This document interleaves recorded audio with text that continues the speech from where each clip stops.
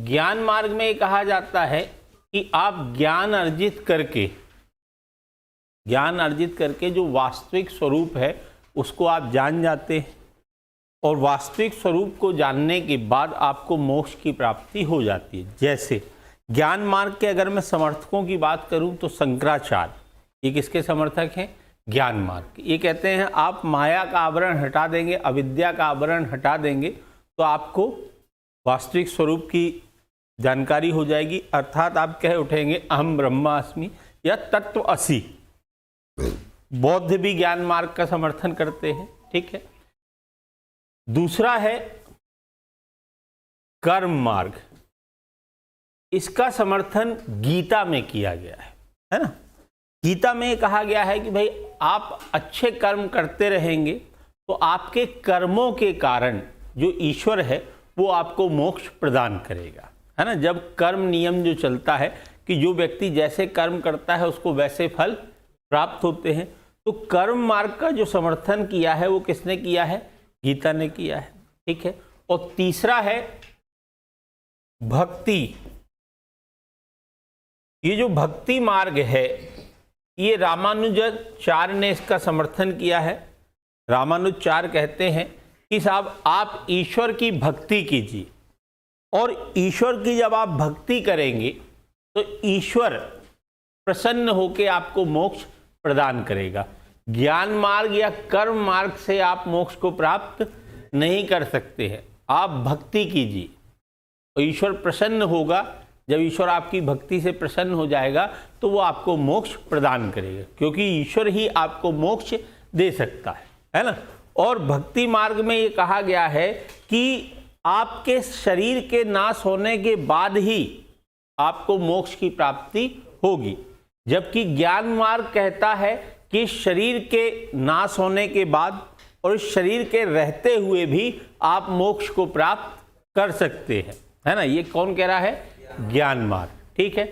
कर्म मार्ग भी यही मानता है कि भाई आप क्या करें, शरीर के रहते हुए और शरीर के समाप्त होने के बाद दोनों अवस्थाओं में मोक्ष को प्राप्त कर सकते हैं। पर भक्ति मार्ग कहता है कि जब शरीर नाश हो जाएगा तभी आपको मोक्ष की प्राप्ति होगी, ठीक है। सरल कौन सा है? नहीं, वो अब आप पे डिपेंड है कि आप कौन सा, किस मार्ग से आप मोक्ष प्राप्त करना चाहते हैं। सरल तो मेरे ख्याल से, अब मैं मेरा मत दे रहा हूं, है ना, आपने मेरा मत मांगा है, मेरे ख्याल से सबसे सरल भक्ति मार्ग है। मंदिर जाओ, पड़े रहो। हाँ, मैं यहाँ एक मंदिर गया था, एक बाबा लेटे हुए थे, मस्त गांजा पिए थे। थोड़ी देर में आंखें खोली और बच्चा, मैंने कहा बस साहब, वो क्या कर रहे हैं? भक्ति मार्ग। कुछ करना ही नहीं, अजगर करे ना चाकरी, पंछी करे ना काम, और दास मलुका कह गए सबके दाता राम। तो जो दाता राम है वही आपको मोक्ष देंगे, है ना। तो उसके लिए आपको करना नहीं है, बस आपको ईश्वर का स्मरण करना है 24 घंटे और ईश्वर में ही लीन रहना है। ये सब माया मिथ्या मोह छोड़ दो, पीएससी मीएससी जो है ये सब हटाओ, ईश्वर की आराधना करो तो ईश्वर आपसे प्रसन्न होंगे और आपको मोक्ष प्रदान कर दे, है ना। सरल यही है, क्योंकि कर्म में तो आपको कार्य भी करना पड़ेंगे, ज्ञान में भी आपको ज्ञान अर्जन करना पड़ेगा, ये भी बड़े कठिन है। तो ये दोनों मार्ग क्या है? कठिन है। भक्ति मार्ग सरल है ना। हाँ, बताएं बताएं साहब, कुछ नया ज्ञान मिल जाए। क्या कह रहे हैं?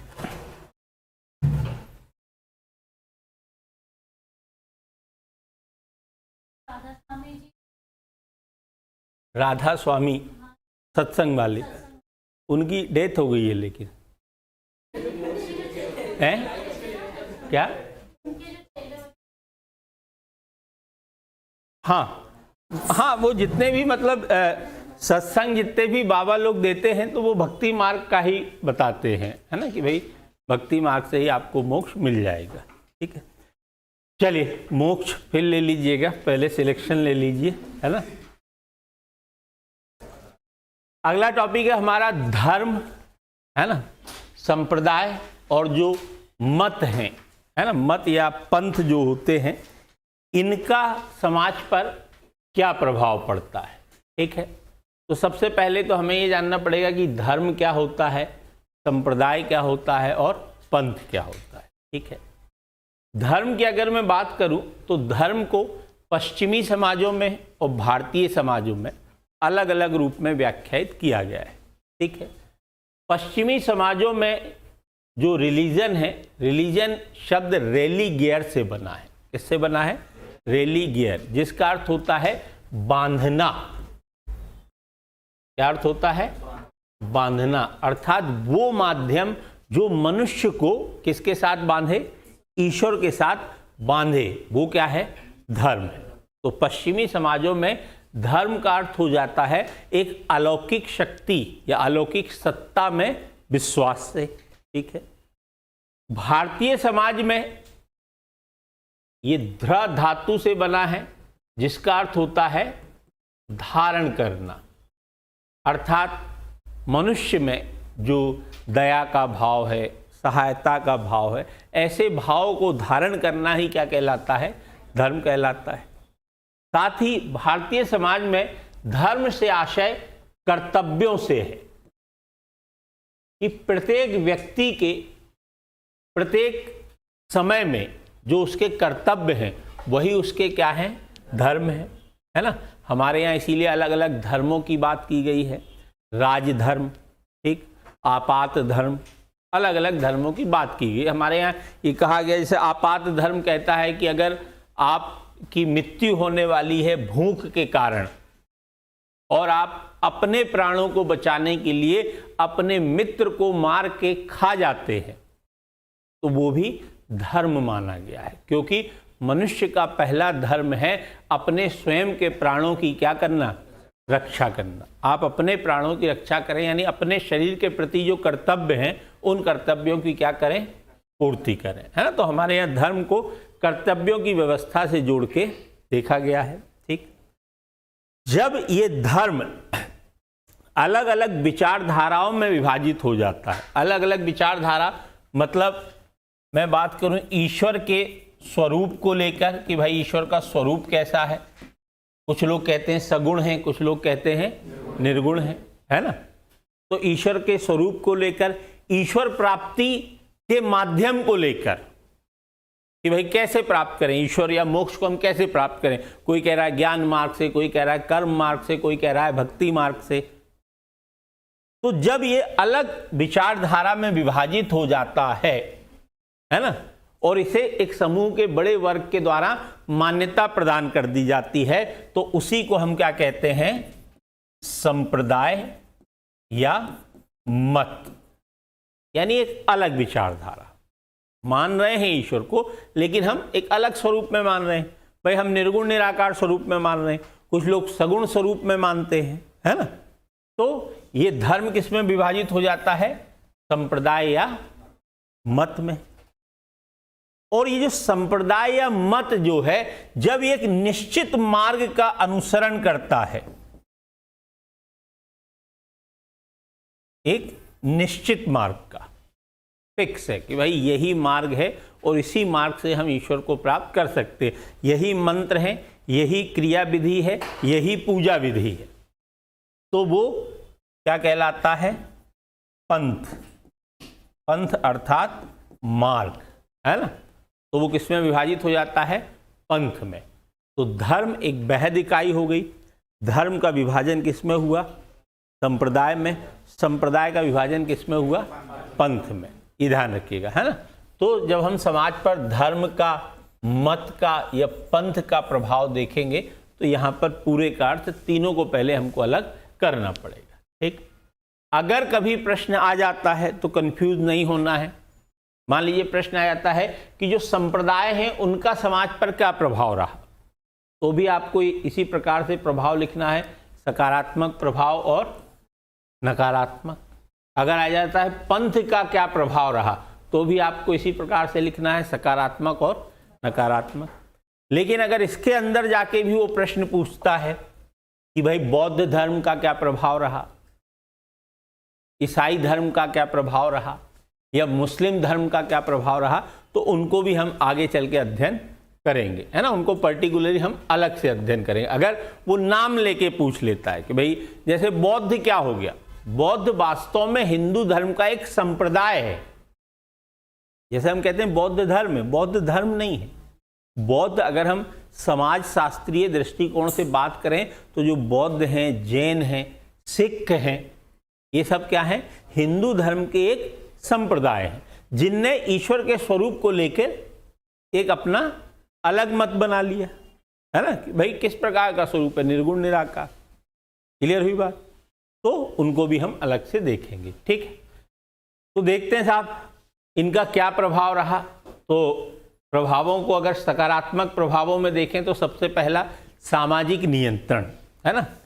धर्म क्योंकि कर्तव्यों की व्यवस्था है, वो प्रत्येक व्यक्ति के कर्तव्य पहले से निर्धारित कर दिए जाते हैं, तो मनुष्य पर क्या बना रहता है, एक नियंत्रण बना रहता है। क्योंकि धर्म के कारण मनुष्य ये मानता है कि अच्छे कर्मों का अच्छा फल मिलेगा और बुरे कर्मों का बुरा फल मिलेगा, तो उसके एक अवचेतन मस्तिष्क पर एक नियंत्रण क्या है, धर्म बनाने का कार्य करता है। तो सबसे पहला लाभ या प्रभाव क्या हो गया, सामाजिक नियंत्रण। दूसरा है व्यक्तित्व विकास। तो जैसा कि आपने देखा हमारे धर्म ग्रंथों में, हमारे धर्म शास्त्रों में विभिन्न प्रकार की नैतिक शिक्षाएं दी जाती हैं, और ये जो नैतिक शिक्षाएं हैं ये व्यक्ति में व्यक्तित्व विकास का आधार बनती हैं। उसमें नैतिक मूल्यों का विकास होता है, और नैतिक मूल्यों के विकास होने से उसका व्यक्तित्व विकास होता है। ठीक है। तीसरा, मानसिक सुरक्षा। तो धर्म न केवल व्यक्तित्व विकास का कार्य करता है, अपितु व्यक्ति को मानसिक सुरक्षा भी प्रदान करने का कार्य करता है। अगर कभी मनुष्य के जीवन में कुछ कटु अनुभव हो जाए, कुछ कटु घटनाएं घटित हो जाएं, तो धर्म उस समय उसको मानसिक सुरक्षा प्रदान करने का काम करता है ना। आप देखें कुछ भी गड़बड़ हो गया, फेल हो गए, अब फेल हो गए, दुख तो है, अब इस दुख को कैसे दूर करें, या तो फिर सुसाइड कर लें कि नहीं हुआ, प्री नहीं हुआ, मेंस नहीं हुआ, इंटरव्यू नहीं हुआ, चलो सुसाइड कर लेते, यही होगा ना। 6 बार इंटरव्यू दिया, 2 बार यूपीएससी का इंटरव्यू दिया, मतलब कुल मिला के 10 बार तो बेचारे गरीब आदमी ने इंटरव्यू दे दिया, नहीं हुआ, क्या करेगा ऐसा व्यक्ति। आप सोचिए 2 मिनट के लिए कल्पना कीजिए कि 10 साल से आप मेहनत कर रहे हो, 10 इंटरव्यू आप दे चुके, मेहनत में कोई कमी नहीं, क्योंकि कमी होती तो इंटरव्यू तक तो नहीं पहुंचता। अब व्यक्ति के सामने मार्ग क्या बचता है, क्योंकि पीएससी या यूपीएससी की तैयारी के बाद आपको कोई डिग्री नहीं मिलती है दोस्त, कि मिल जाती है कि आपने 10 इंटरव्यू दिए हैं तो अब आपको क्या है, किसी भी कंपनी में 50,000 का जॉब मिल जाएगा, ऐसा कुछ नहीं होता। आप शून्य से शुरू होते हैं और शून्य पर ही खड़े रहते हैं, चाहे आप कितने ही बड़े ज्ञानी क्यों न बन जाए। सिलेक्शन नहीं हुआ है मतलब आप क्या हैं, शून्य। तब धर्म आपकी सहायता करता है। धर्म बताता है कि अबे काल सर्प दोष चल रहा है, हाँ, काल सर्प दोष के कारण सिलेक्शन नहीं हो रहा, वरना कोई समस्या की बात नहीं। ये वाली आप पूजा कर लो, आदमी क्या हो गया, रिलैक्स, हाँ यार गलती मेरी नहीं है, और गलती मेरी नहीं है तो मैं क्यों सुसाइड करूं, गलती ईश्वर की है, उसने काल सर्प दोष डाल दिया ना। क्या शनि के 7.5 ही चल रही है, 7.5 साल तक तो सिलेक्शन होना नहीं है, तो अभी तो 6 साल चल रहा है, 1.5 और मेहनत कर, मतलब ये क्या कर रहा है, आपको मानसिक सुरक्षा प्रदान कर रहा है, आपको और मोटिवेट कर रहा है, प्रेरित कर रहा है कि ठीक है आपकी गलती नहीं है, तो आप अगले 1.5 साल और मेहनत करते हैं कि 6 हो गए हैं, 1.5 बचा है, 7.5 ही खत्म, उसके बाद सिलेक्शन होना ही है क्योंकि कुंडली में लिखा है ना। फिर पंडित जी अगली बार फिर घुमा देते, अरे वो क्षेत्र ही सही नहीं था, शिक्षा के क्षेत्र में बहुत आगे जाएगा, तो फिर आप पढ़ाना लिखाना शुरू कर देते है ना। तो ये क्या कर रहा है, मानसिक सुरक्षा प्रदान करने का काम। ठीक है। नेक्स्ट, सामाजिक एकता को बढ़ावा देता है। भाई विभिन्न धर्मों में जो शिक्षाएं दी गई हैं, है ना, कहा गया है कि भाई करुणा की, दया की, ये सारी शिक्षाएं क्या करती हैं, सामाजिक एकता को बढ़ावा देती हैं। अगर हम दूसरे रूप में भी देखें, समाज शास्त्रीय दृष्टिकोण से देखें, तो जब विभिन्न प्रकार के धार्मिक आयोजन किए जाते हैं, इन धार्मिक आयोजनों में लोग क्या होते हैं, इकट्ठा हो। धार्मिक आयोजन से याद आया, आज अपने सुंदरकांड का पाठ है ना? अरे यहीं एकेडमी में गधो 7 बजे, है ना? 7 के बाद, मतलब 7 बजे से शुरू होगा, है ना? मैं ज़्यादा इंटरेस्ट लेता नहीं हूँ इन मामलों में, मुझे जो जानकारी है वो मैंने आप तक क्या कर दी, ट्रांसफर कर दी, है ना? तो ये क्या करता है, अब ऐसे सामाजिक अवसरों पर सब एक हुए तो एक एकता का भाव आता है कि भाई हम सब इस एकेडमी के क्या हैं, मेंबर हैं, है ना? एक हुए तो एक मानसिक एकता को क्या करता है, ये बढ़ावा देता है जब भी कोई धार्मिक कार्य या कोई भी धार्मिक अनुष्ठान किए जाते हैं। ठीक है। नेक्स्ट, अनुकूलन में सहायक। जैसा कि मैंने बताया कि अगर कभी परिस्थितियां बिगड़ती हैं, कुछ व्यक्ति के साथ गलत होता है, तो उन परिस्थितियों के साथ अनुकूलन बनाने में क्या करता है, सहायता प्रदान करता है। क्योंकि कईयों के जीवन में बड़ी दुखद घटनाएं घट जाती हैं, है ना, और बहुत ज़्यादा दुखद घटनाएं, तब भी ये क्या करता है, अनुकूलन में सहायता प्रदान करता है। भाई बता दिया जाता है कि पुनर्जन्म में ऐसा था, तुम पहले ये थे, इस कारण ये हुआ है और आगे तुम्हारे साथ ठीक हो जाएगा, तनाव नहीं लेना। तो अनुकूलन में आपको परिस्थितियों के साथ अनुकूलित करता है। ठीक। आर्थिक विकास में सहायक है। आर्थिक विकास में कैसे सहायक होगा? ठीक है, चलिए। हाँ, भारतीय समाज के संदर्भ में नहीं, इसको हम लेंगे पश्चिमी समाज के संदर्भ में। भाई जो मैक्स वेबर हुए समाजशास्त्री, इनने और जो एडम स्मिथ रहे, इनने ये अध्ययन किया कि जो पश्चिमी समाज हैं वो आर्थिक रूप से क्या है, विकसित हैं, और जो भारतीय समाज है वो आर्थिक रूप से पिछड़ा हुआ है। उसके मूल में भी क्या है, धर्म ही है। क्योंकि वहाँ जो ईसाई धर्म में 2 संप्रदाय चलते, प्रोटेस्टेंट और कैथोलिक। ठीक है। जो कैथोलिक था वो पुरानी मान्यताओं को मानने वाला, जैसे भारतीय समाज में हम मानते हैं कि संतोषम परम सुखम।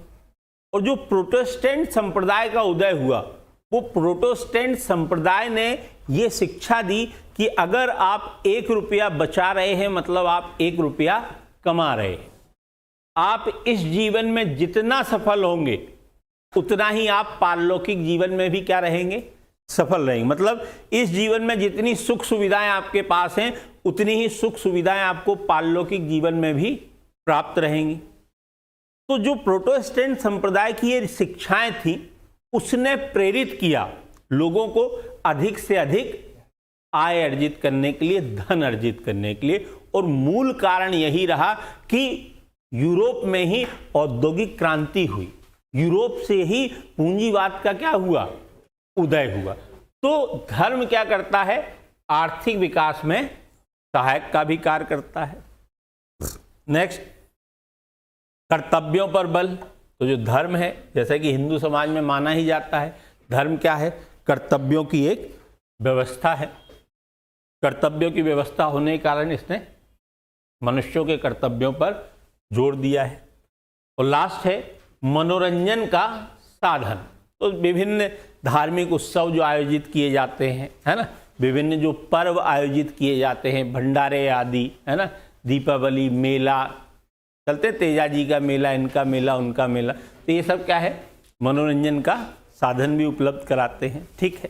तो ये थे धर्म के सकारात्मक प्रभाव। नकारात्मक एक बार एक नज़र मार लीजिए, किसी में डाउट हो अब में लिख लेंगे।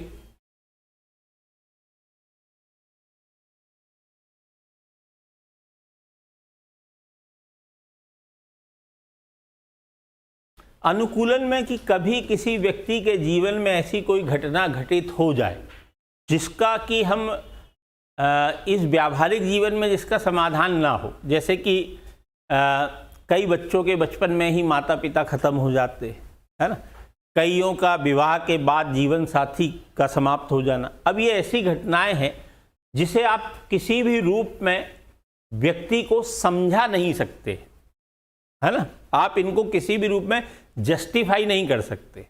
अगर आप उसको जस्टिफाई नहीं कर पा रहे हैं, मतलब व्यक्ति उनके साथ अनुकूलन नहीं बिठा पाएगा। पर धर्म ही एक ऐसी इकाई है जो इन चीज़ों को क्या कर सकती है, जस्टिफाई कर सकती है कि ऐसा हुआ था, इसके कारण से ऐसा हुआ, है ना। और विधाता ने यही आपके लिए चुना है, तो आपको वही करना है ना। जैसे कि कई बार ये कोटेशन आ जाते हैं कि भाई आपके जीवन में अगर कुछ गलत हो रहा है तो आप उससे घबराइएगा मत, क्योंकि वो कौन कर रहा है? वो ईश्वर कर रहा है, और ईश्वर ने आपके लिए आपसे बेहतर सोच रखा है ना। और कोई भी ईश्वर जो है वो अपने बच्चों के लिए गलत तो सोचेगा नहीं, तो उसने आपके लिए बहुत बेहतर सोच रखा है, इसलिए अभी के समय वो आपको कुछ कष्ट दे रहा है, क्योंकि कुछ बड़ा मिलने के लिए आपको उतना ही संघर्ष करना पड़ता है। एपीजे अब्दुल कलाम साहब थे भाई, पायलट में जब वो पायलट सिलेक्ट नहीं हो पाए तो वो जाते हैं एक आश्रम में, और एक उन्हें जो मुनि मिलते हैं वो उन्हें बताते हैं कि भाई तुम्हारे जीवन में इससे भी अच्छा कुछ होने वाला है। अब ये कैसे हुआ? सोचिए, जो व्यक्ति बचपन से केवल एक सपना संजोए था कि मुझे पायलट बनना है, एनी हाउ, जिसने अपनी बहन के जेवर गिरवी रख दिए थे, पिता के पास खर्चे के नाम पे कुछ नहीं था, समझ रहे, और उसने उस पायलट के सिलेक्शन होने के लिए जो खर्चा था उसके लिए उसने क्या किया? गहने भी गिरवी रख दी। अब सोचिए, इस कंडीशन में हम और आप पहुंच जाएं तो क्या हो कि पहले ही शून्य पे खड़े हैं, और दूसरी तरफ हमने अपनी जो बहन है अपने जीजा से गहने लेके और हमने गिरवी रख दिया। हम तो छुड़ाने की हमारी हैसियत है ही नहीं, क्योंकि हम तो पायलट बन ही नहीं पाए। अब उस अवस्था में कलाम साहब कहाँ पहुंचे थे? आत्महत्या वाली अवस्था में है। हाँ, संपूर्णानंद जी महाराज, मुझे ध्यान आ रहा था पर मैंने एग्जैक्ट नहीं है, लाइव चल रहा है, दिक्कत हो जाती है ना। तो जब एग्जैक्ट ध्यान ना आए तो ऐसे निकल जाइए, और ऐसा ही मेंस में कीजिए, गलत नहीं लिखना है, ध्यान रखें, ना लिखें चलेगा। भाई हमारा जो हम विचार पहुंचाना चाह रहे हैं वो तो पहुंच रहा था, उनका नाम लिया या नहीं लिया, बात समझ। यही चीज मेंस में जब आप आंसर राइटिंग कर रहे हैं तो आपका वहां थॉट पहुंचना जरूरी है, आपके फैक्ट पहुंचना जरूरी नहीं है। पर हम कई बार किस में अटक जाते हैं? फैक्ट में, और हम उस थॉट को क्या कर देते हैं? छोड़ देते। तो थॉट नहीं छोड़ना है। उसने अगर आपसे कुछ प्रश्न पूछा है तो आपको विचार देना है, फैक्ट नहीं भी दे पाए तो कोई दिक्कत नहीं, इस बात का ध्यान रखें। लेकिन गलत फैक्ट किसी भी स्थिति में नहीं देना है। पुरुषार्थ को और चतुष्ट को अलग अलग नहीं करना है, वरना गड़बड़ हो जाएगी, बात समझ, ठीक है। तो ऐसी घटनाओं से अनुकूलन करने के लिए धर्म क्या करता है? सहायता का कार्य, ठीक है। चलिए, और कोई डाउट? आगे बढ़े तो देखिए, इसके नकारात्मक प्रभावों की अगर बात करूं तो सबसे पहला नकारात्मक प्रभाव तो यही है कि सामाजिक प्रगति में बाधक है। धर्म में जो संतोष करने की शिक्षाएं दी जाती हैं, है ना, कि भाई जितना है उसमें संतोष कीजिए, ईश्वर आपके लिए करेगा, तो व्यक्ति फिर क्या हो जाता है? आकर्मण्य हो जाता है, कुछ नहीं करता है। उसको लगता है सब ईश्वर ही कर रहा है, जब ईश्वर को ही करना है तो मैं क्यों करूं, है ना। दास मलूका की कहानी सुनी है आप लोगों ने? सुनी है कि नहीं?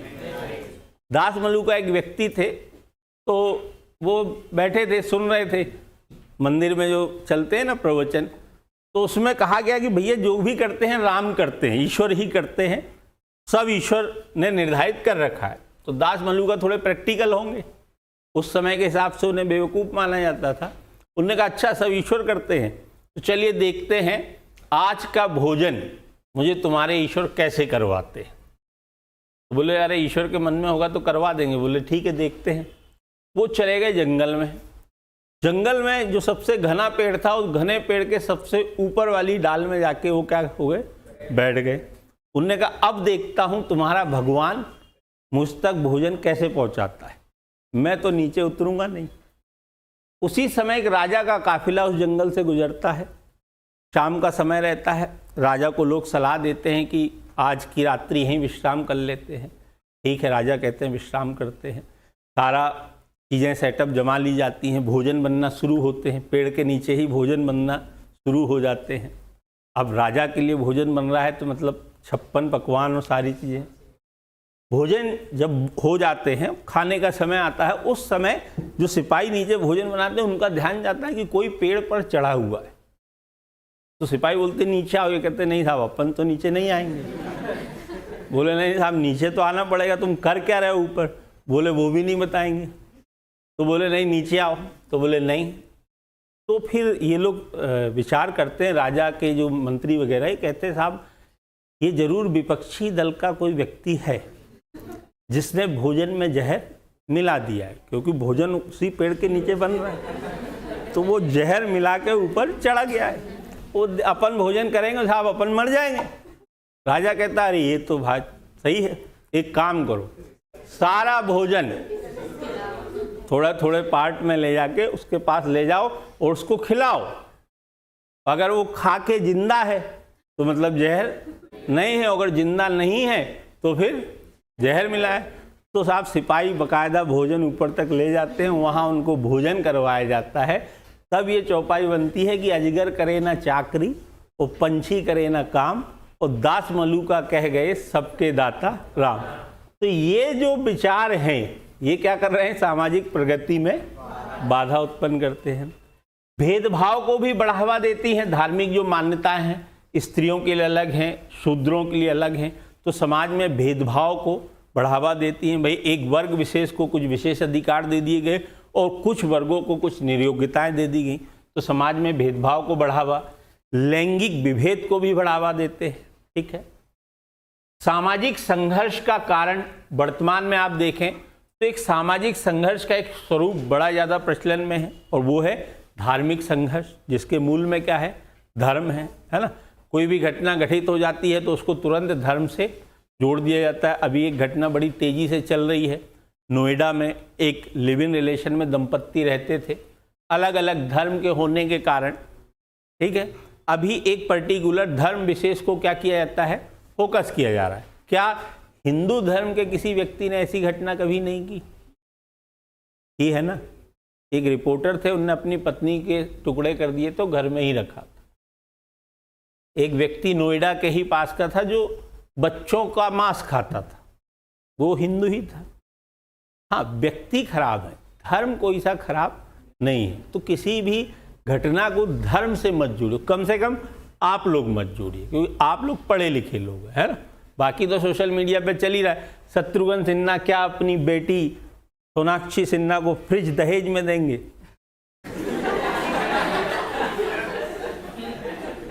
आज मुझे पता चला कि सोनाक्षी सिन्हा का जो फ्यूचर हस्बैंड है वो दूसरे धर्म का है।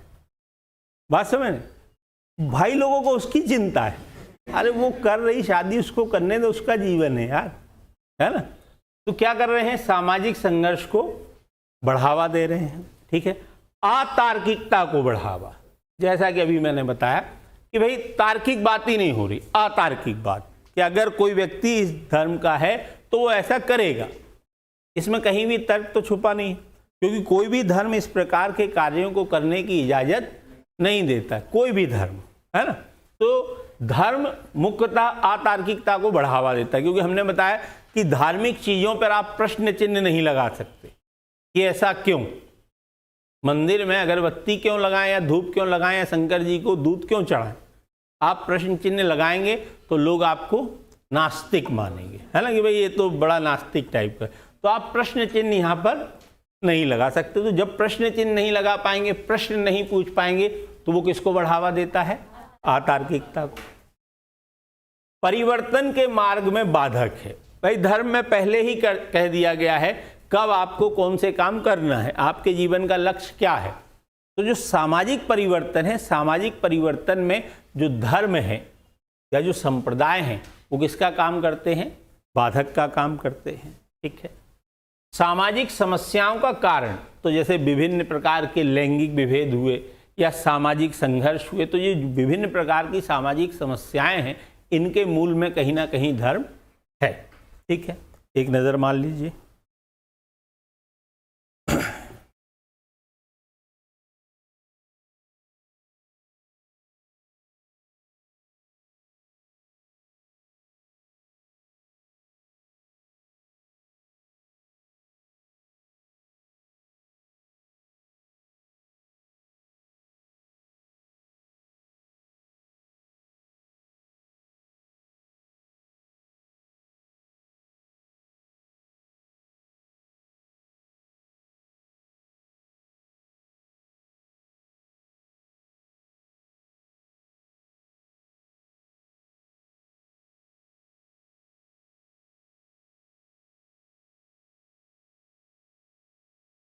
ठीक है, आगे बढ़ते हैं।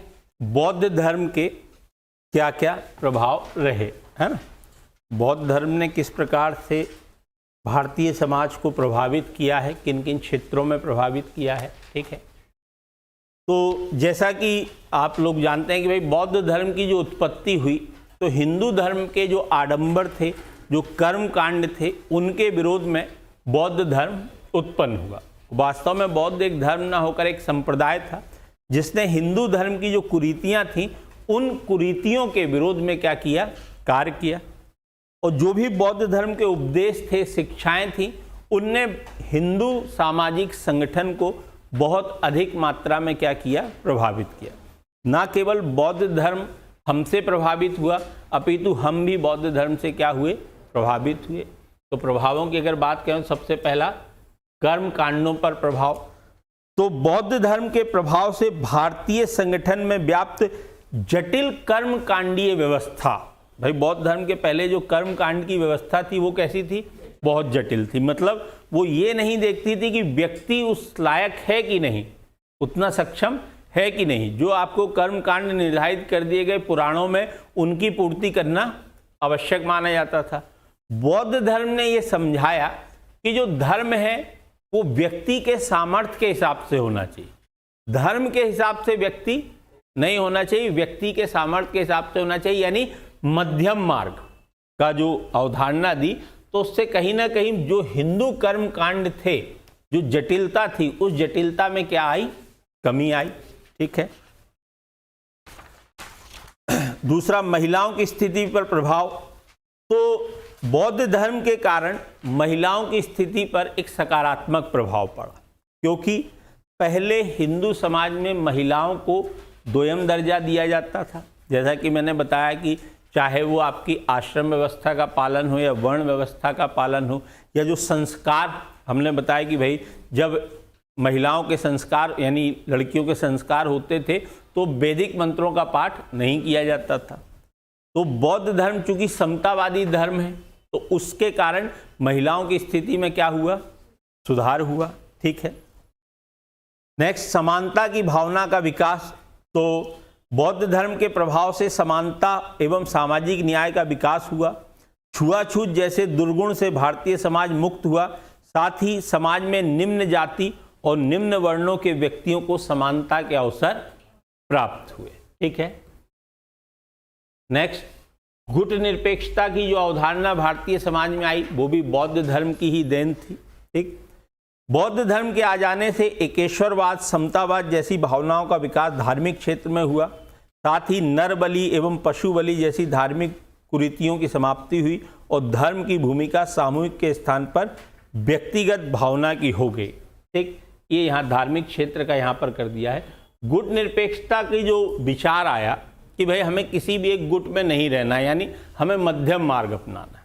बौद्ध धर्म ने क्या दिया था, मध्यम मार्ग का सिद्धांत दिया था कि आप किसी भी एक विचारधारा के प्रति समर्पित मत होइए। और गुट निरपेक्षता क्या थी, गुट निरपेक्षता यानी उस समय पूरा विश्व दो गुटों में बटा था। एक जिसका प्रतिनिधित्व अमेरिका कर रहा था, जो पूंजीवाद का प्रतीक था या समर्थक था, और एक का रशिया कर रहा था, जो कि साम्यवाद का समर्थक था, है ना। हमने गुट निरपेक्षता की नीति अपनाई। हमने कहा साहब हम दोनों के साथ गुण और अवगुण के आधार पर अंतःक्रिया करेंगे, यानी दोनों से हम क्या रहेंगे, तटस्थ रहेंगे। तो ये जो अवधारणा हमें प्राप्त हुई, ये भी कहाँ से प्राप्त हुई, बौद्ध धर्म से प्राप्त हुई। क्योंकि बौद्ध कहते हैं हमेशा मध्यम मार्ग को अपनाना चाहिए, किसी एक विचारधारा की तरफ आपको नहीं जाना चाहिए, ठीक है। फिर है धार्मिक क्षेत्र पर प्रभाव। तो जैसा कि बताया एकेश्वरवाद आया, है ना, समानता की भावना आई, ये सब बौद्ध धर्म के कारण आया। भाषा पर प्रभाव। तो बौद्ध धर्म के प्रभाव से क्या हुआ, देसी भाषाओं का विकास हुआ, क्योंकि बुद्ध ही पहले ऐसे व्यक्ति थे जिन्होंने स्थानीय भाषा में क्या किए थे, अपने प्रवचन दिए थे, है ना। तो देसी भाषाओं का क्या हुआ, विकास हुआ। देसी भाषाओं को भी फिर महत्व दिया जाने लगा। नेक्स्ट था योग्यता एवं कर्म को महत्व। तो बौद्धों के प्रभाव से जन्म के स्थान पर चरित्र योग्यता पर बल दिया जाने लगा। इससे जाति व्यवस्था कमज़ोर हुई और साथ ही हिंदू समाज में जो भाग्यवादी विचारधारा थी वो भी क्या हुई, कमज़ोर हुई। यानी अब व्यक्ति की योग्यता को और उसके कर्मों को अधिक महत्व दिया जाने लगा। ठीक। नेक्स्ट, विवाह पर प्रभाव।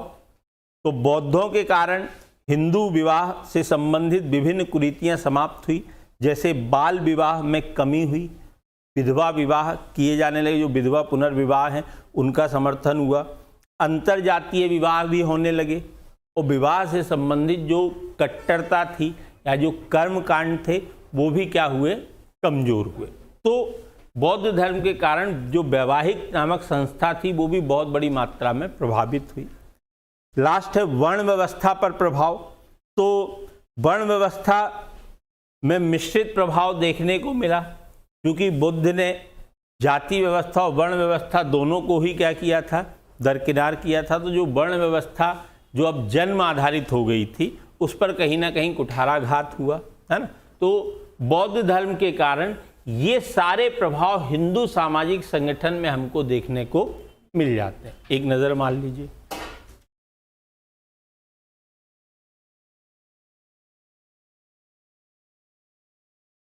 जो गुट निरपेक्षता वाला लिखा है ना, उसमें जो एक्सप्लेनेशन है वो ये वाला काट दीजिए, जो मैंने बताया वो वाला कर लीजिए। शॉर्ट में लिखना चाहें तो पूंजीवाद और साम्यवाद के मध्य का मार्ग अपनाया भारत देश ने।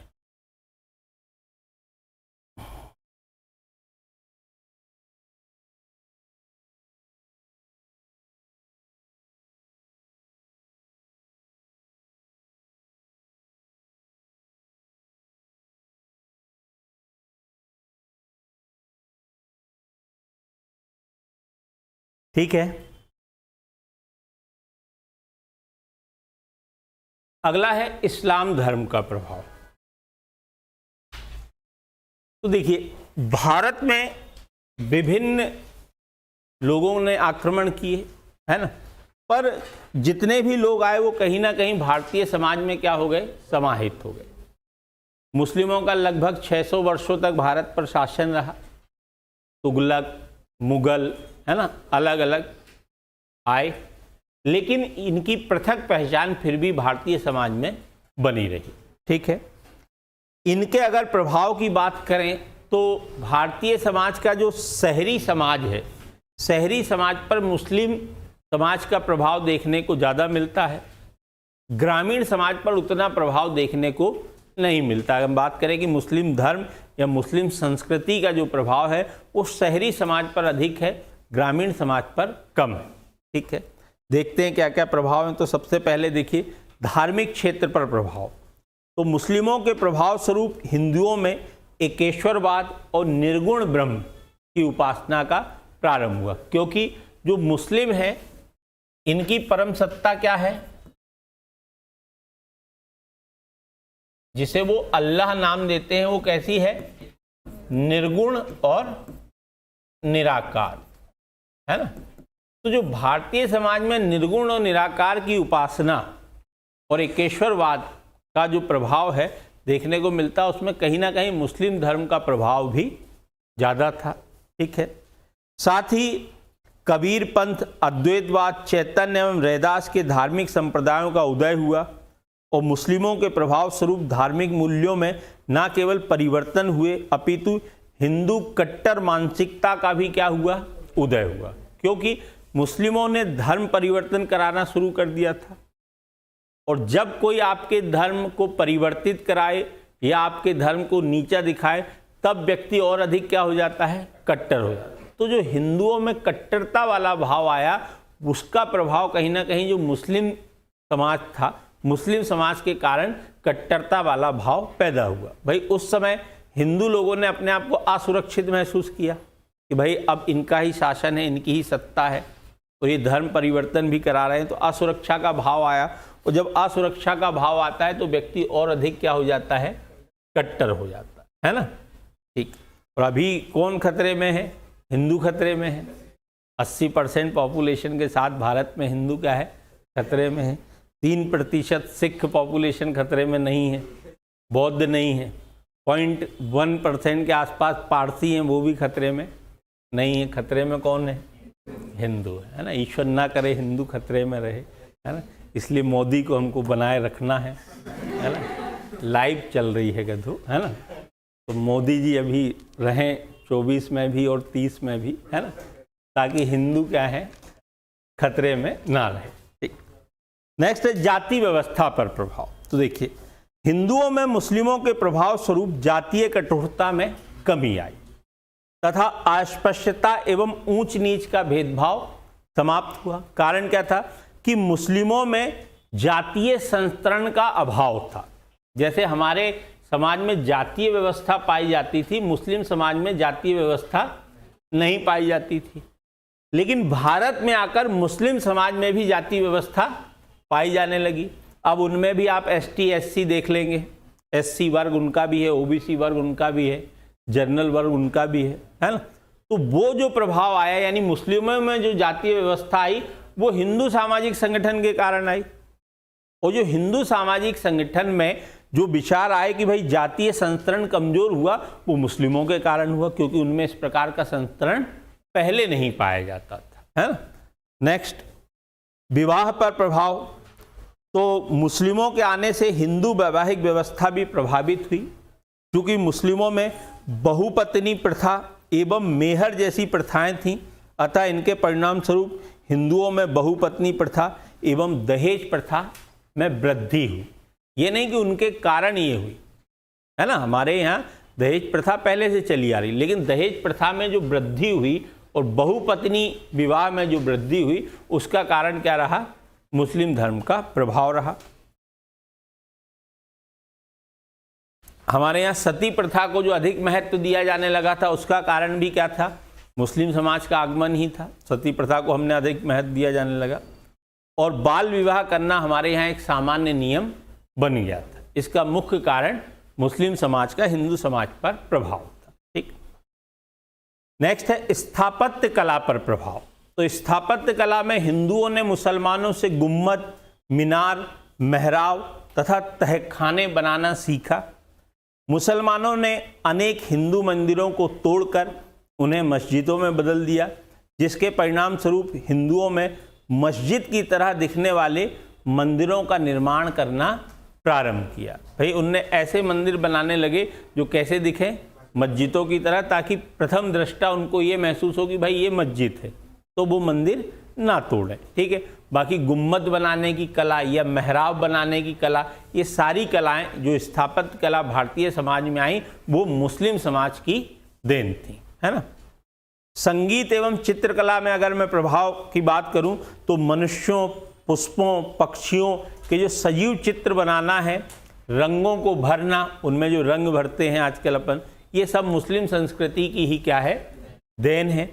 तुर्की व ईरान की चित्रकारी को मिलाकर एक नवीन चित्रकारी का जन्म हुआ, जिसे तुर्क ईरानी शैली कहा जाता है।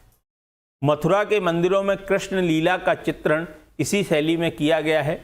संगीत के क्षेत्र में कव्वाली, गजल, ठुमरी आदि मुस्लिम संस्कृति की ही देन है। साथ ही तबला व सितार वादन भी इस्लाम धर्म के प्रभाव से ही प्रारंभ हुआ, है ना।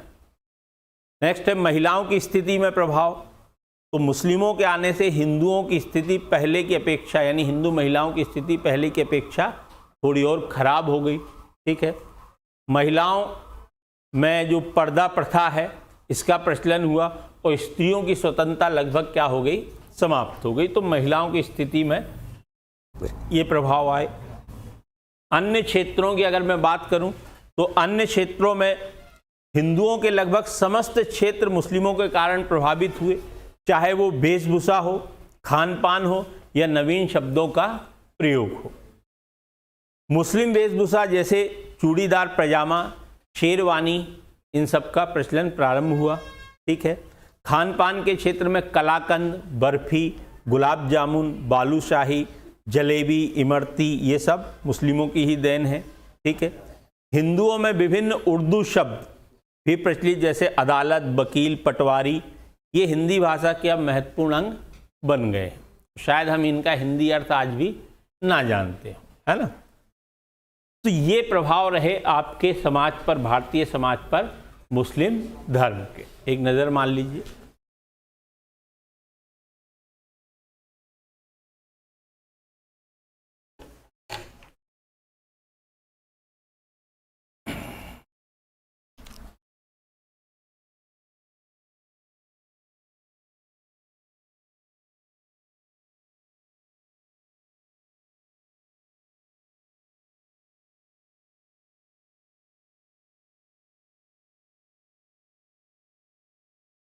लास्ट है फिर हमारा पश्चिम का प्रभाव, या जिसे हम कहेंगे ईसाई धर्म का प्रभाव, है ना। तो पश्चिमी समाज का प्रभाव आ जाए या ईसाई धर्म का प्रभाव आ जाए, दोनों में आपको यही लिखना है ना। तो देखिए, पश्चिमी के प्रभाव की बात करें या ईसाई धर्म के प्रभाव की बात करें तो मुस्लिमों का लगभग 200 वर्षों का शासनकाल रहा, सॉरी ईसाइयों का, अंग्रेजों का 200 वर्षों का शासनकाल रहा। और ये अंग्रेजों ने जो भी भारतीय समाज को प्रभावित किया उसके लिए एक समाजशास्त्री हैं M.N. श्रीनिवास। इन्होंने उसके लिए एक अवधारणा का नाम दिया, वो थी पश्चिमीकरण। यानी हमने पश्चिम के जो मूल्य मानकों को ग्रहण किया है ना, पश्चिम समाज यानी अंग्रेजों के जो भी मूल्य मानक, ईसाइयों के जो भी मूल्य मानक हमने भारतीय समाज में जो ग्रहण किए हैं, उस अवधारणा का नाम क्या था? पश्चिमीकरण, यानी पश्चिम के मूल्यों मानकों को आत्मसात करना। ठीक है, तो पश्चिमी समाज के या ईसाई समाज के या अंग्रेजों के प्रभाव की अगर मैं बात करूं तो सबसे पहला शिक्षा पर प्रभाव। तो जो परंपरागत शिक्षा हमारे भारतीय समाज में दी जाती थी, उस परंपरागत शिक्षा के स्थान पर जो मैकाले शिक्षा पद्धति लागू की गई है ना, ये कहीं ना कहीं किसका परिणाम था? ईसाइयों का, यानी पश्चिम का परिणाम था कि अब हमारी जो शिक्षा थी आधुनिक हो गई और अधिक से अधिक रोजगार उन्मुखी हुई। अंग्रेजी को हमारी शिक्षा में अधिक महत्व दिया जाने लगा। जो अंग्रेजी का महत्व आज भी हमारे यहाँ शिक्षा में देखने को मिलता है, वो पश्चिम के कारण या ईसाई धर्म के कारण ही संभव हो पाया है। ठीक, दूसरा, स्त्रियों की स्थिति में सुधार। तो पश्चिमी समाज में जो महिलाएं थीं उन्हें समानता का दर्जा प्राप्त था, तो भारतीय समाज में भी ईसाइयों के कारण स्त्री समानता पर बल दिया गया और स्त्री सशक्तिकरण पर बल दिया गया। विभिन्न जो नारीवादी आंदोलन शुरू हुए, नारी कल्याण जो आंदोलन शुरू हुए, उसके मूल में पश्चिम समाज या ईसाई धर्म का प्रभाव भारतीय समाज पर था, जिसके कारण अब महिलाओं को समाज में समान दर्जा मिलना प्रारंभ हुआ और महिलाओं के खिलाफ जितनी भी कुप्रथाएं थीं वो क्या हुई? समाप्त हुई। ठीक है, धार्मिक क्षेत्र पर प्रभाव की बात करें तो ईसाई धर्म के कारण, चूंकि ईसाइयों ने भी धर्म परिवर्तन का प्रयास किया है ना, तो हिंदुओं में कहीं ना कहीं धर्म को लेकर कट्टरता तो आई ही आई। ठीक, साथ ही विभिन्न धर्म, हमारे धर्म में जो आडंबर थे, जो बुराइयां थीं, वो क्या हुई? समाप्त हुई। ठीक है, साथ ही ब्रह्म समाज और आर्य समाज आदि हिंदू धर्म की बुराइयों को दूर करके जो कर्म कांड है, जो रूढ़िवादिता है, वो भी क्या हुई? समाप्त हुई। ठीक है, विवाह के क्षेत्र में प्रभाव की अगर मैं बात करूं तो विवाह के क्षेत्र में जो एक विवाह का प्रचलन था, ठीक, साथ ही जो विधवा पुनर्विवाह था, कोर्ट मैरिज जो होने लगे, ठीक, और जो प्रेम विवाह, अंतरजातीय विवाह, ये सारे विवाह जो आए वो किसके कारण आए? पश्चिमी समाज के कारण आए, क्योंकि हमारे यहाँ कोर्ट मैरिज का प्रचलन नहीं था, है ना। तो कोर्ट मैरिज का जो प्रचलन हुआ या विधवा पुनर्विवाह का जो प्रचलन हुआ या जो बाल विवाह समाप्त हुए, है ना, और जो एक विवाह था, ईसाइयों में भी एक विवाह को ही मान्यता दी जाती है। साथ ही ईसाइयों में भी जो विवाह है वो एक समझौता माना जाता। आगे इस टॉपिक के बाद हमारा टॉपिक विवाह ही है, तो अच्छे से आपका विवाह करवाएंगे, तनाव ना लें, है ना। तो ये सारे जो विवाह के स्वरूप प्रचलन में आए, उसके पीछे कहीं ना कहीं ईसाई धर्म का प्रभाव था।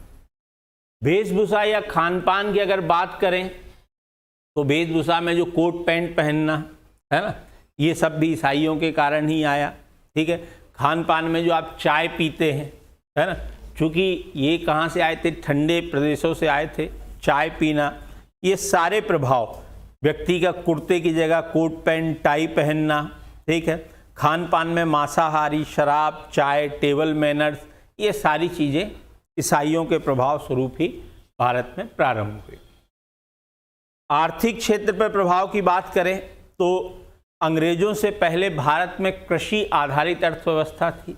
अंग्रेजों के आने के बाद ही बड़े बड़े उद्योगों की स्थापना हुई और अर्थव्यवस्था हमारी आगे बढ़ी। साथ ही यातायात और संचार के साधनों का विकास हुआ और अब भारत में भी अंतर्राष्ट्रीय व्यापार किया जाने लगा। ठीक है, संयुक्त परिवार पर अगर प्रभाव की बात करें तो अंग्रेजों के आने के कारण संयुक्त परिवार व्यवस्था लगभग समाप्त हो गई और संयुक्त परिवार का स्थान किसने ले लिया? एकल परिवार ने ले लिया, जिसे नाभिकीय परिवार या न्यूक्लियर फैमिली भी कहा जाता है। इसमें माता पिता और उनकी अविवाहित संतानें निवास करती हैं।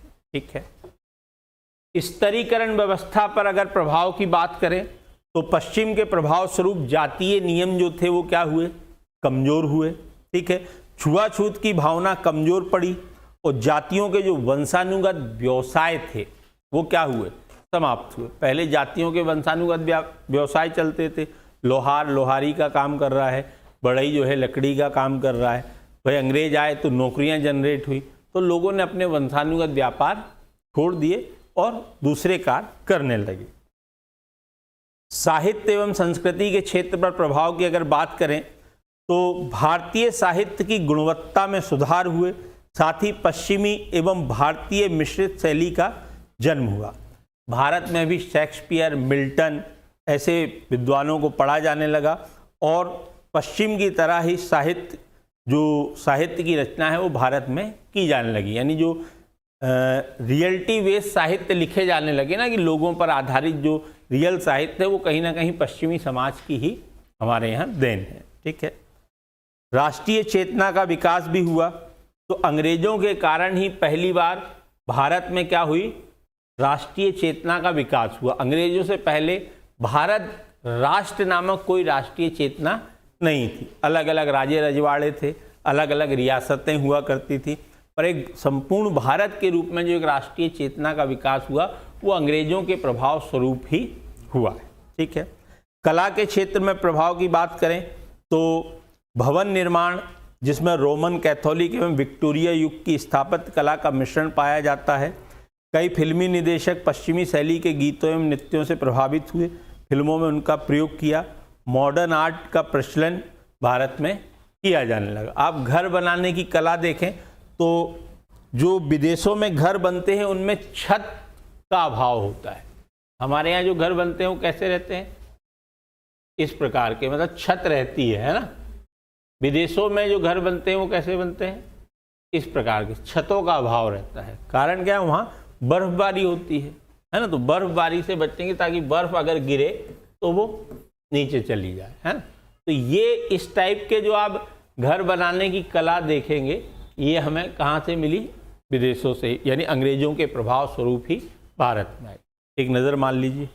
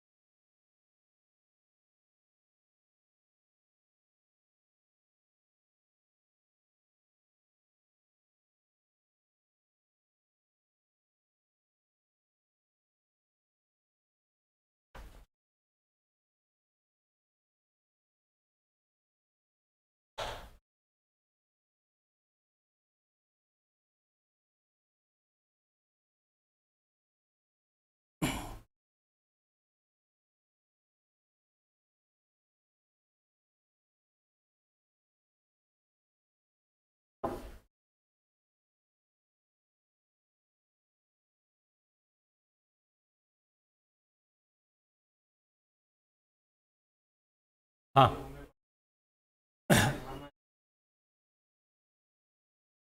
भारतीय समाज पर प्रभाव। हाँ, भारतीय समाज चूँकि हिंदू समाज से जुड़ा ही हुआ है ना, तो इसलिए चाहे हम उसको लेकिन हम मेनली कहेंगे उसको भारतीय समाज पर प्रभाव। ईसाइयों के, मुस्लिम समाज के, इन सब के भारतीय बुद्ध के भारतीय समाज पर क्या प्रभाव पड़ा है।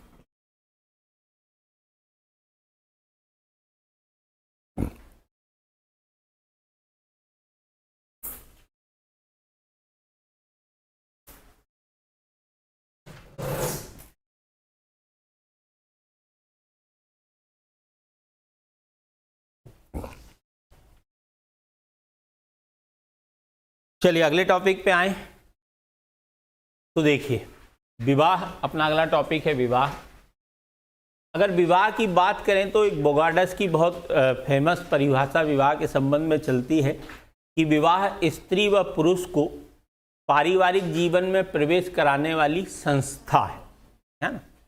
विवाह को हम संस्था इसलिए कहते हैं कि विवाह में नियम प्रमुख माने जाते हैं। क्या प्रमुख माने जाते हैं? नियम। और जहाँ नियम प्रमुख माने जाएं उसे हम संस्था कहते हैं समाजशास्त्र की भाषा में। सामान्य भाषा में मैं बात करूं तो विवाह जो है दो विपरीत लिंगियों के मध्य स्थापित संबंध, उसे क्या कहा जाता है? विवाह कहा जाता है, जिसमें संतान उत्पन्न करने की उनको वैधता प्राप्त हो जाती है समाज की तरफ से, उसे हम विवाह की संज्ञा देते हैं। तो सामान्य एक समाज शास्त्रीय परिभाषा हुई विवाह की। विवाह दो विपरीत लिंगियों के मध्य होने वाला एक ऐसा संबंध है जो उन्हें संतान उत्पन्न करने की सामाजिक वैधता प्रदान करता है। ठीक है।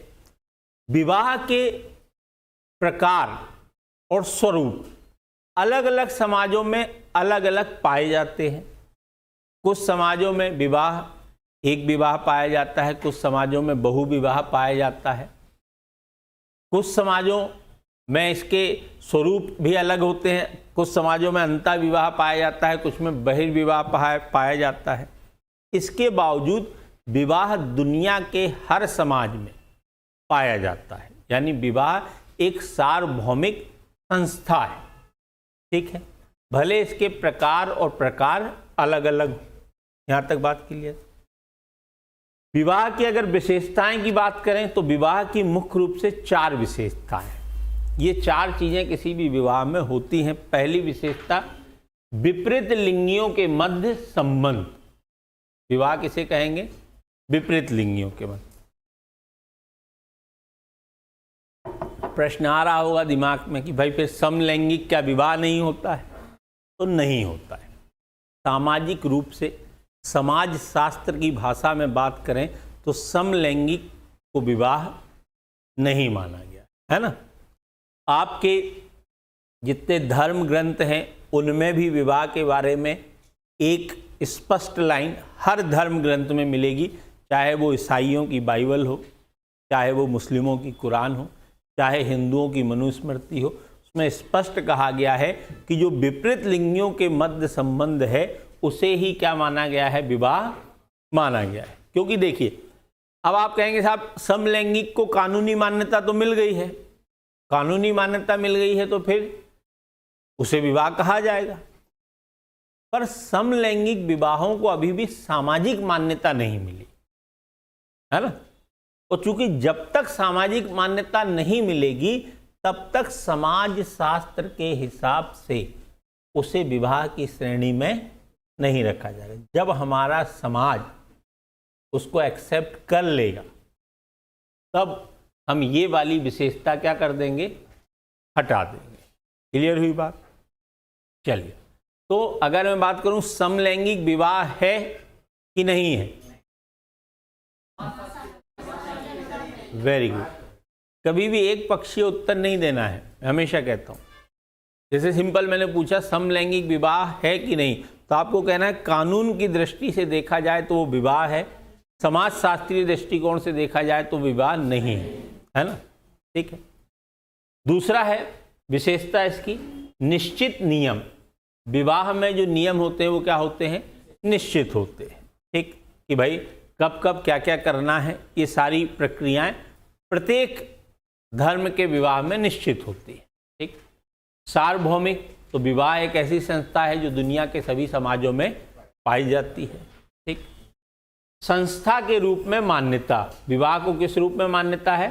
संस्था के रूप में, क्योंकि विवाह के अंदर जो नियम है वो प्रमुख है, व्यक्ति प्रमुख नहीं है कि जब उस व्यक्ति और उस व्यक्ति का विवाह होगा तभी विवाह माना जाएगा। किसी का भी विवाह हो, विवाह माना जाएगा, लेकिन वो नियमों के अधीन होना चाहिए। इसलिए विवाह को क्या माना गया है? संस्था माना गया। जहां व्यक्ति प्रमुख हो जाता है वो समिति होती है, और जहां नियम प्रमुख हो जाता है वो संस्था होती। हो सकता है जो शॉर्ट क्वेश्चन आता है आपका समाजशास्त्र में, आपसे पूछ लें कि संस्था और समिति है ना, दोनों में क्या अंतर है? तो दोनों में मूल अंतर है, जहां नियम प्रमुख होते हैं वो क्या है? संस्था, और जहां व्यक्ति प्रमुख होते हैं वो क्या है? समिति। समिति की सदस्यता ली जाती है ना, समिति के एक निश्चित नियम होते हैं, पर फिर भी व्यक्ति प्रमुख होते हैं। जैसे ये एकेडमी क्या है? समिति है, यहां व्यक्ति प्रमुख है। विवाह में व्यक्ति प्रमुख नहीं है, क्या प्रमुख है? नियम। किन व्यक्तियों में हो रहा है वो महत्वपूर्ण नहीं है, किन नियमों के तहत हो रहा है वो महत्वपूर्ण है। इसलिए विवाह क्या हो जाती है? एक संस्था। यहां तक बात क्लियर। आगे बात करें तो विवाह के प्रकार की बात करें, किस किस टाइप के विवाह पाए जाते हैं। तो सबसे पहला एक विवाह, जब एक व्यक्ति या एक स्त्री या एक पुरुष, एक स्त्री या एक पुरुष से विवाह करते हैं तो उसे क्या कहा जाता है? एक विवाह। ठीक है। ये इसमें क्रमिक एकल विवाह भी पाया जाता है, यानी जीवन साथी की मृत्यु के बाद जब कोई व्यक्ति दूसरा विवाह कर लेता है ना, तो उस विवाह को क्या कहा जाता है? क्रमिक एकल विवाह। लेकिन इसके लिए पहले वाले जीवन साथी की मृत्यु होना जरूरी है या उससे तलाक होना जरूरी है ना, तभी उसको एक विवाह माना जाएगा। उसके जिंदा रहते अगर आप दूसरा विवाह करते हैं तो वो बहुपत्नी विवाह में आ जाएगा। ठीक है। जब एक पुरुष की एक समय में एक से अधिक पत्नियां होती हैं, बहुत मुस्कुरा रहा है भाई,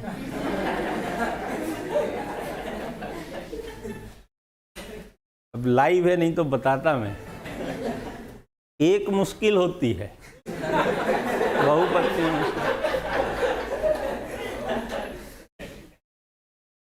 बहुपत्नी पे मुस्कुरा रहा है, बहुपत्नी में तो टेंशन आना चाहिए, है ना। बहुपत्नी विवाह जब एक पुरुष की एक समय में एक से अधिक पत्नियां होती हैं। ये दो प्रकार के होते हैं, साली विवाह और गैर साली विवाह। यानी जो पत्नियां हैं अगर आपस में सभी बहनें हैं तो वो विवाह क्या हो जाएगा? बहुपत्नी साली विवाह। और जो स्त्रियां आपस में अगर कोई रक्त संबंध नहीं है, बहनें नहीं है, तो वो क्या हो जाएगा? गैर साली विवाह। ठीक है। फिर है बहुपति विवाह, ये भी पाया जाता है ना। बहुपति विवाह में जब एक समय में एक महिला के एक से अधिक पति होते हैं तो उसे बहुपति विवाह कहा जाता है। ये भी दो प्रकार का है, भ्रातृत्व और अभ्रातृत्व। यानी जब सभी जो पति हैं वो आपस में भाई हैं तो वो भ्रातृत्व बहुपति विवाह। जैसे महाभारत में है ना, कौन थी वो? द्रौपदी। उनने जो किया था वो कैसा था? भ्रातृत्व बहुपति विवाह। ठीक है। और दूसरा है अभ्रातृत्व, यानी जब आपस में वो भाई ना हो। ठीक है। अच्छा, महाभारत भी इंटरेस्टिंग थी। द्रौपदी के 5 पति, तो इनकी अलग अलग पत्नियां, वो कब कब कहाँ मिलती थी? जंगल में जा रहे, अरे ये तो उसका ही पुत्र है, वो घटोत्कच, भीम का। फिर अर्जुन की अलग कोई पत्नी थी। मतलब समझ में ही नहीं आता है। जब देखोगे ना, जब युद्ध होने आया तो पता लगा कि सब इनके पुत्र आ गए। कहाँ कहाँ से आ गए। मतलब विवाह तो वो ऐसे करते थे कि ज़्यादा टाइम नहीं है, तुरंत विवाह करें आगे बढ़े। बात नहीं, अगर उनके विवाह के बारे में लिख दिया जाए तो महाभारत से बड़ा ग्रंथ लिख सकते हैं केवल उनके विवाह के बारे में। हाँ, 2-2, 3-3 कृष्ण भगवान तो उनसे भी आगे है ना। चलिए, अगला है मैत्री विवाह। मैत्री विवाह दो लोगों में इस शर्त के साथ एक साथ रहते हैं कि संतान उत्पत्ति से पहले दोनों कभी भी म्यूचुअल अंडरस्टैंडिंग से अलग हो सकते हैं। संतान उत्पन्न अगर नहीं हुई है तो जब चाहें दोनों आपस में एक दूसरे से अलग हो सकते हैं। इस शर्त पर जो विवाह किया जाता है उसे क्या कहा जाता है? मैत्री विवाह। ठीक है।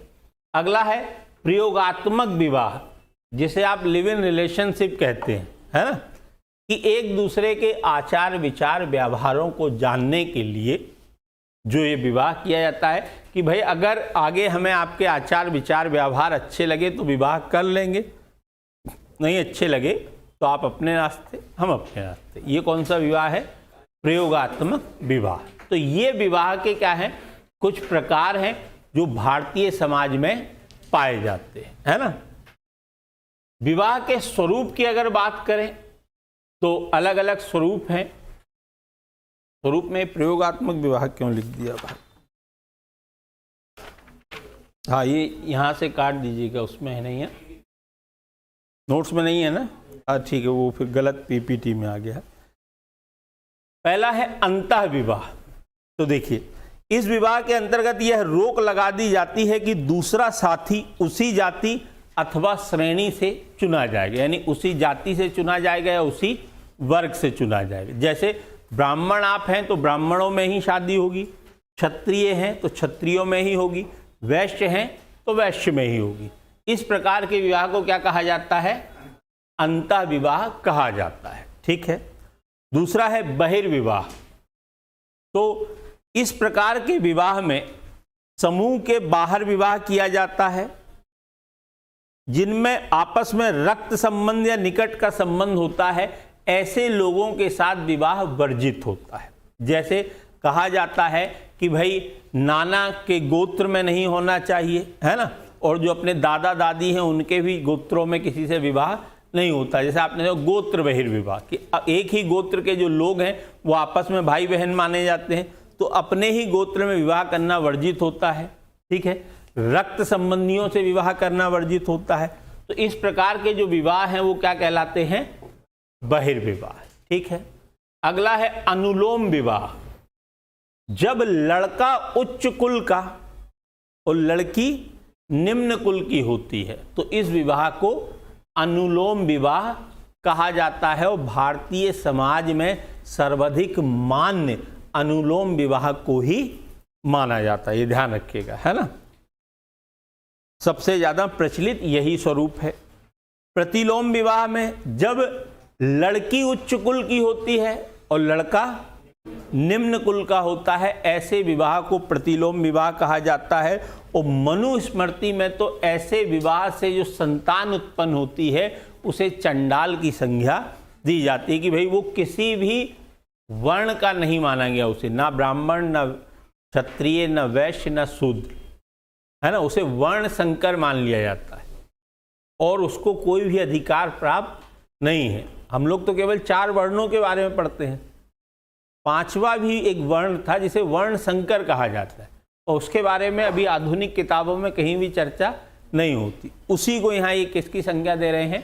चांडाल की संज्ञा दे रहे हैं। अगला है निर्दिष्ट विवाह। इस प्रकार के विवाह में वर वधू जीवन साथी के चयन में स्वतंत्र नहीं होते हैं, अर्थात उनके जन्म के साथ ही यह निर्धारित, जो निर्दिष्ट लिखा है स्वतंत्र कर लीजिए, निर्दिष्ट को काट के।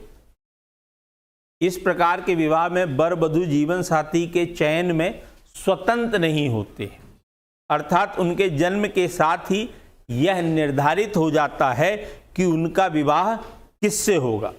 भारत में गौड़ जनजाति में इस प्रकार का विवाह प्रचलित है, जिसे दूध लौटावा कहा जाता है ना। अगला है अधिमान्य विवाह। इस प्रकार के विवाह में जीवन साथी के चयन को लेकर बाध्यता तो नहीं होती, व्यवस्था जो लिखा है उसको बाध्यता कर लीजिए, बाध्यता तो नहीं होती, और यह अवश्य होता है कि व्यक्ति को किसी निश्चित समूह में से ही जीवन साथी का चयन करना है। आप देखें तो ब्राह्मणों में क्लियर रहता है कि भाई कौन कौन सी जो उनकी उपजातियां हैं उनसे लड़की ले सकते हैं, और कौन कौन सी उपजातियां हैं जिनमें लड़की दे सकते हैं, ये स्पष्ट होता है, हर जाति में पाया जाता है ना। तो ऐसे विवाह को क्या कहा जाता है? अधिमान्य विवाह। मतलब आपको उनको वरीयता देना है कि आप इन 4-6 जातियां हैं, इन जातियों से ही आप ब्राह्मण हैं, तो ब्राह्मणों में से आप लड़की ले सकते हैं, और ऐसी 4-6 जातियां रहती हैं जिनमें आप अपनी लड़की का विवाह कर सकते हैं। उसे क्या कहा जाता है? अधिमान्य विवाह कहा जाता है। मतलब बाध्यता नहीं होती है, पर आपको चुनना इन्हीं में से किसी एक वर्ग को पड़ता है। ठीक है, एक नज़र मान लीजिए।